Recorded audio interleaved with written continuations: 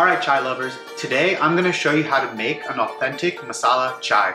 This was a recipe that was taught to me by my father-in-law and some tips and tricks that he showed me that really gets that spice and that flavor out of the chai that we're making.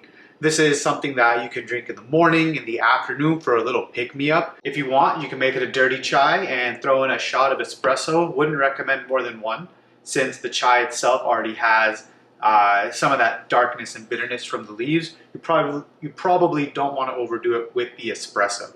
So if you're ready, let's get started. All right, first thing you're going to need a stainless steel pot. Do not use non-stick. It just doesn't turn out the same. This is something my mom taught me. So this is going to make enough for one person. Get around 3/4 cup of filtered water. Now we're going to get our 3/4 cup of water to a low rolling boil. I put it at a medium-high heat, and in the meantime we're going to go ahead and get our ingredients. So what we're going to need for this is cardamom, cloves, some brown sugar, and I'm out of cinnamon sticks, so we're going to use some powdered cinnamon. May my ancestors forgive me. All right, we've washed our ginger. These are really big slices. We're going to want to chunk them also then laterally to make them even smaller so that more of that ginger is exposed in the tea. Lastly, we're going to need our tea leaves. We are using Tea India. You'll see it's a CTC Assam black tea. Do your best to keep that airtight. Now the last thing you're going to need is a mortar and pestle to help you go ahead and grind up some of these fresh spices. So if you have the cinnamon stick, you'll use it here. If not, go ahead and grab the cloves.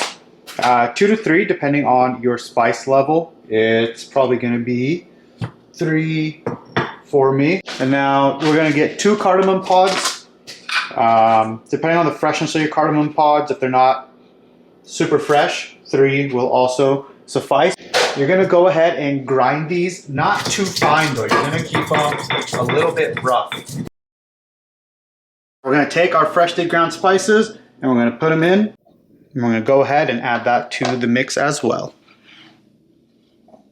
And this is where the waiting game starts, because we want to let the spices infuse into the water so that the flavor stays. So I'd say at a minimum 3 minutes. Anywhere up to 10 is just going to make it more and more flavorful. Once this has been going, it's time to go ahead and get our black tea. We're going to go ahead and get a tablespoon. And when I say a tablespoon, the more you get, the more caffeine it is.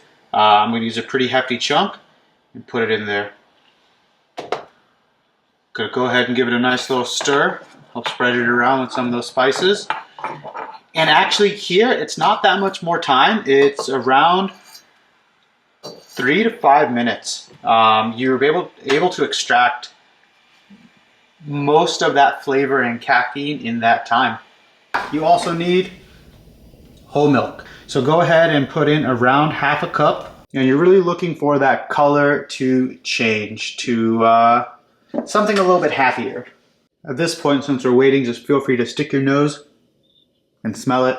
It smells fantastic. And you see we're finally starting to get that rise in there, that boil is coming in. So we're very close here. This must be what it feels like on National Geographic to wait for an animal to do something. Don't freak out at this point, it's okay. If you start trying to mix it, you may be able to temporarily slow down the process, but that's not really what we want. We actually want to let it rise. As it's peaking, take it off. Right, this is helping it aerate a little bit, and just get some of those spices ingested in there. See, it's going to go again. There's no magic number here. I'd say let it rise at least twice as you take it off, up to 5 times. And then at this point, you can go ahead and set the heat to low. Go ahead and add your sugar. Up to you as to how much. I recommend a teaspoon. So we'll want to mix it in there. At this point, your chai is ready to consume, but I'm going to show you a couple of tricks that I've learned to make it even better. Number 1, salt. Just a 1/4 turn will help bring out some of that flavor. If you don't mind getting a few more dishes wet, this is where a jug, I'm going to use my frother with the frothing element removed. You could actually just stick it in the frother without that ring and go ahead and let it froth, and that'll basically turn it into what you'll hear called a chai latte. But here we like to naturally aerate it. So first we have to filter the chai, so to get all of the ground spices out. As you go higher, you'll kind of see that bubbling happening. And those bubbles are just more that air getting into it, letting it unlock some of that flavor profile. What we like to do is reverse it and do this a few times to just get more and more air bubbles into here and give it more and more of that natural frothiness.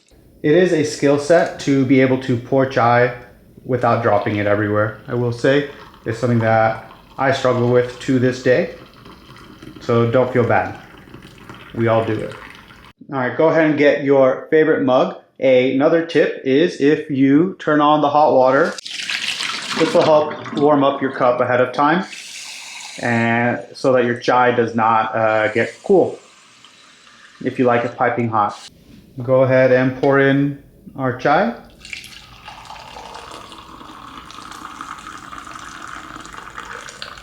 And now you're ready to get cozy and hang out for the night.